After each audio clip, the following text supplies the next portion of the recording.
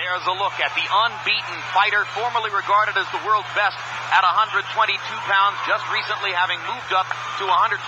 He makes his debut in the featherweight division here. They'll actually be fighting a couple of pounds over the limit because they weighed in yesterday in the 128 neighborhood, and you saw Morales' record, 36 wins, no losses, 28 KOs.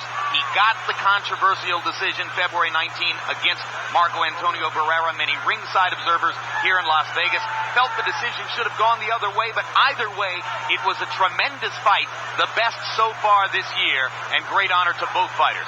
And here's the man who is Morales' first opponent in the featherweight division. And if ever you wanted your fighter to have a relative breather, this is the night when you want Morales to have somebody that he can beat, because he's only 4 months removed from an unbelievably hellacious fight.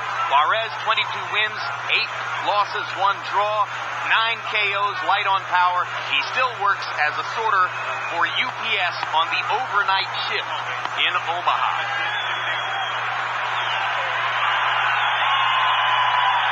One thing I noticed immediately, Jim, is that you can already see that 6 pounds on Morales, because at 122 he looked virtually emaciated.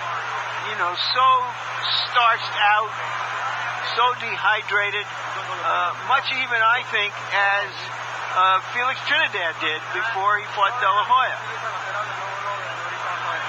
You could explain in big words, you just particularly see it in his face, that's for sure. We're not writers, you see. Here's the tail of the tape, George. You like it? Erik Morales, 23, 7 years younger than Mike Juarez, 2 inches taller, 7 inches more reach, weighed in a half-pound under. Tonight, Morales weighs 4 pounds more than Juarez. Rules of the bout with our unofficial ringside scorer, Harold Lima Bean Letterman. Erik, El Terrible Morales Mike Juarez fight is scheduled for 10 rounds using the rules of the California State Athletic Commission. There is no standing 8 count, no 3 knockdown rule. The doctor or the referee can stop the fight, and you can be saved by the bell in the 10th and final round only. Jim. And let's go back to Michael Buffer.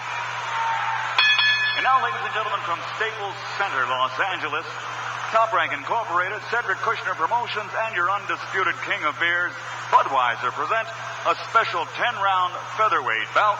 The 3 judges assigned at ringside will be Robert Byrd, Jose Cobian, and Larry Rosadia. And when the bell rings, the referee in charge of the action, Dr. James Jenkin. Introducing first, fighting out of the blue corner, wearing white and weighing in at 129 pounds.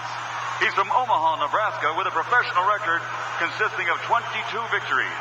He has 9 knockouts to his credit, 8 defeats with 1 draw. Ladies and gentlemen, here is Mike Juarez. And his opponent across the ring, fighting out of the red corner, wearing blue, trimmed with green and gold, and weighing in at 128 pounds. A perfect professional record, 36 bouts, 36 victories, including 28 knockouts and a world championship. His title is not on the line tonight as he steps up to the featherweight division.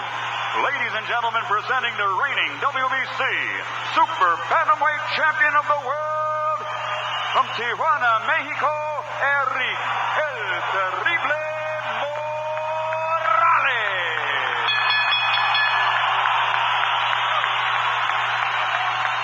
Morales, yo.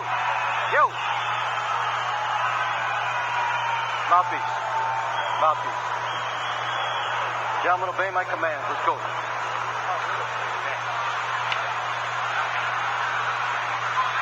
All of us felt that both Barrera and Morales left a piece of themselves in the ring during that magnificent prize fight.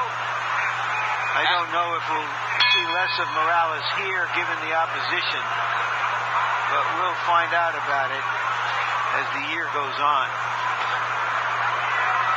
Morales had a great quote after that fight February 19 when asked about the controversial decision which went his way. He said, hey, the more important thing is that we both fought a great fight for the honor of Mexico.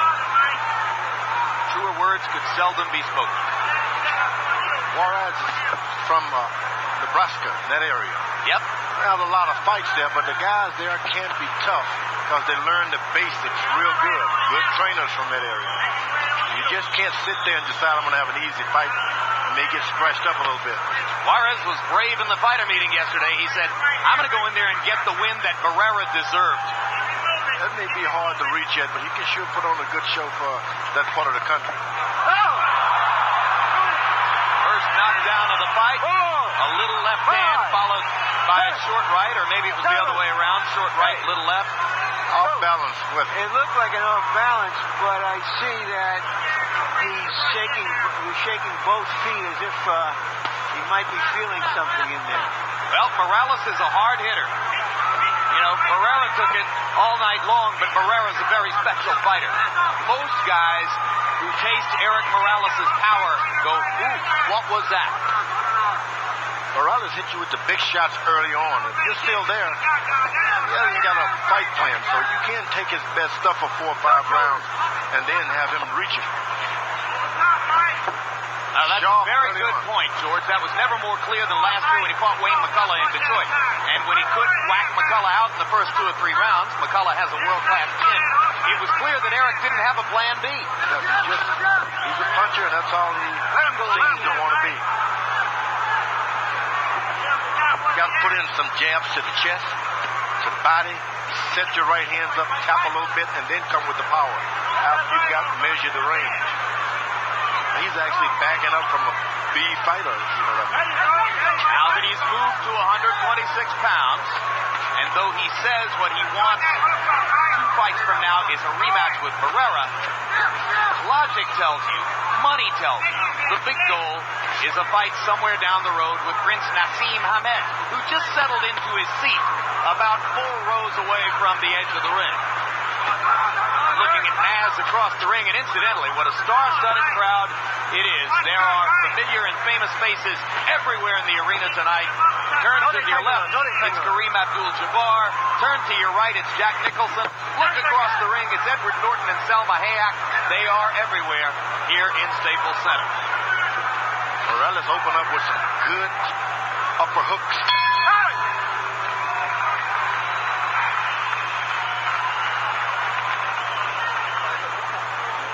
As we go to Morales' corner, where his father speaks Spanish to him, our interpreter is Ray Torres. You gotta feint him. Get the trail here. All right, you gotta go move around, move your waist, and come in with everything. You're doing good. I need for you, if you're going to lean your ankle to the side, not directly in it so you go for that uppercut. Either left or right, you hear me? There's a knockdown, a little sort of leaping left hook. Caught him flat-footed. Let's go. Out.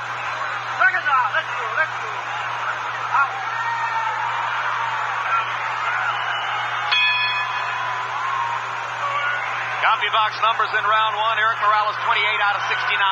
Mike Juarez, 5 of 41. And, of course, the knockdown by Morales. So, in all likelihood, a 10-8 round on all the scorecards.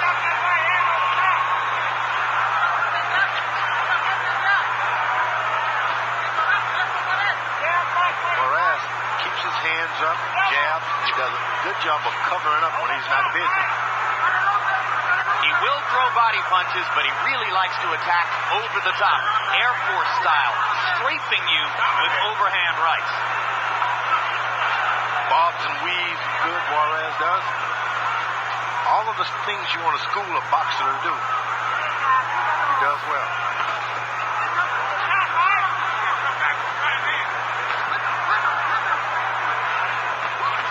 Morales is trying to size him up with 1 or 2 good right hands.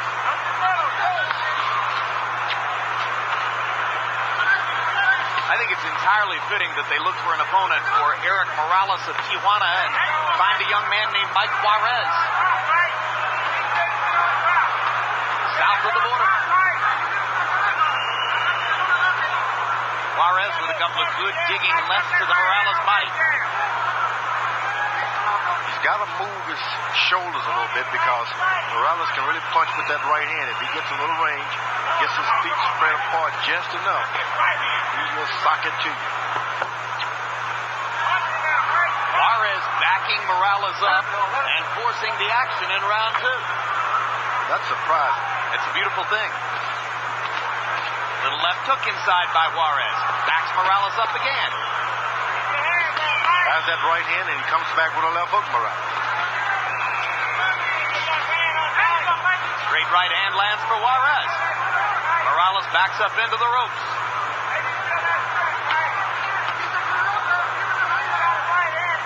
Punch it out, punch it out, punch it out.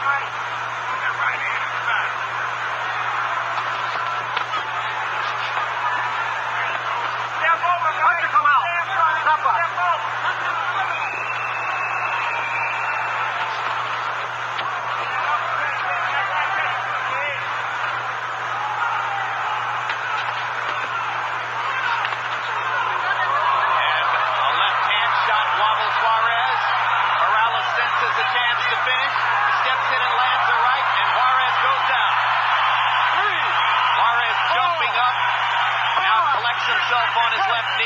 Out the count. Hey! Round will come to a close before Morales can do any more damage.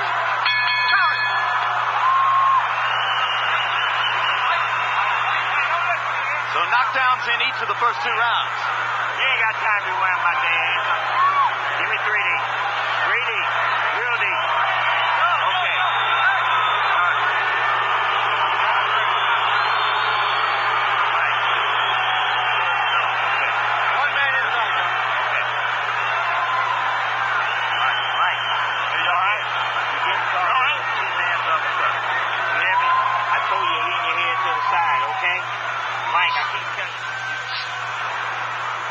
Morales, a patient stalker, and once again it's the left hand that really sets everything up.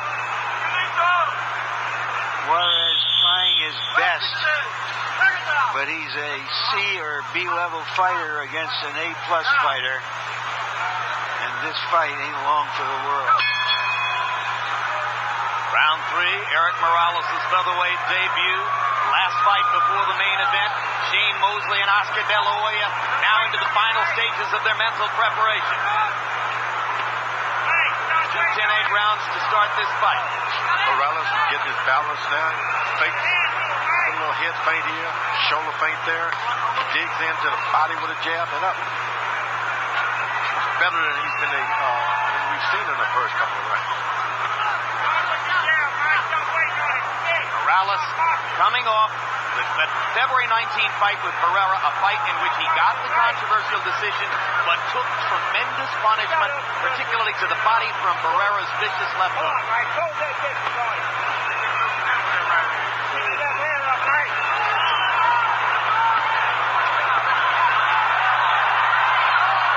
Juarez getting bounced around by Morales' shots, and look at the guts of Mike Juarez as he jumps right back into Morales' face and backs him into the corner again. He believes that he can take this guy's best shot. And he can't. Not that one. You're out. Stay there. Okay. And referee Dr. James Jen Kim on the 3rd knockdown says that's enough. 1 knockdown per round in each of the first 3 rounds, and Jen Kim did not bother to complete the count, so it'll be a TKO for Morales in the 3rd. And that will conclude the preliminary festivities. The main event business is all that's left. Shane Mosley against Oscar De La Hoya. You know what I mean? You just shit. Well, that's a star-studded row over on one side of the ring where you've got Jack Nicholson, Denzel Washington, Will Smith all sitting together. I see Sidney Poitier over there. Here's another look at the end of the fight. Perfect 1-2 combination, the left and the right. Right on the point of the chin. Bye-bye, Mike Juarez. Juarez was convinced that the only way to fight Morales is the way Barrera did, the way McCullough did. Keep putting pressure on him. but he just doesn't have the stuff to do that the way the A fighters do.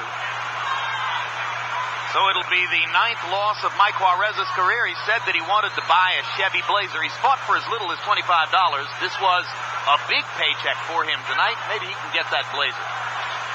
He had his day in the sun, but it was a short day. Let's go to Michael Buffer for the official particulars. Ladies and gentlemen, following the knockdown, your referee, Dr. James Jenkin, waved off the 10 count and called a halt to the bout at 1 minute, 12 seconds of round number 3, winning his first bout in the featherweight division. He is the WBC Super Bantamweight Champion of the World from Tijuana, Mexico.